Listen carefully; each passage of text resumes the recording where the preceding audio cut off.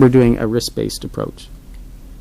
Ontario's top doctor calls for a risk-based analysis for COVID-19 and vaccinations, while Ontario universities decide to bring back mandates. Hi, I'm Brian Lilley, political columnist for the Toronto Sun. We are back at the point of having a rational, emotion-based discussions about COVID-19 and policymaking, not discussions based in facts or science. It's back to, we're going to tell you what to do, even if it doesn't make sense, even if it's not backed up by research. The University of Western Ontario, one of the biggest in the province, has come out with a new policy that says all students on campus, not just those living on campus, but attending any instructional event on campus, have to have at least one booster shot, and they will need to be masked while indoors. This goes against existing Ontario public health policy that doesn't require masking, and that Dr. Moore says, when it comes to booster shots, is something that you can consider. Western is not alone. The University of Toronto has said that they are requiring anyone living on campus to have at least one booster, and they're encouraging everyone else to keep up to date on their shots. That last part, I can get behind. Keep up to date on your shots. Do your own risk assessment, because there is a risk, and everyone has a different health profile. This is something that Dr. Moore was trying to put forward back in July when he was asked, why wasn't he saying you should get another booster shot? Why wasn't he bringing back mandates for masking and other public health measures?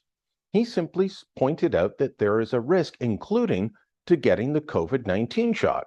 There's always a risk to having any therapeutic versus a benefit. You want to make sure there's a very strong benefit versus the risk. If for an 18-year-old healthy individual, the risk to getting hospitalized if we have no underlying medical illness is very, very low. We know there is a risk, a very small risk, 1 in 5,000, that may get myocarditis, for example.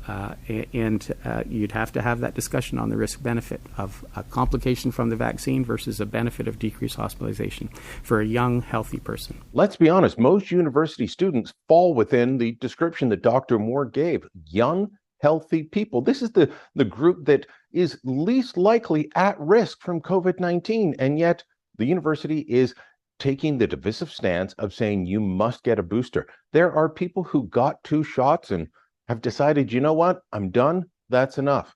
That's their personal health decision.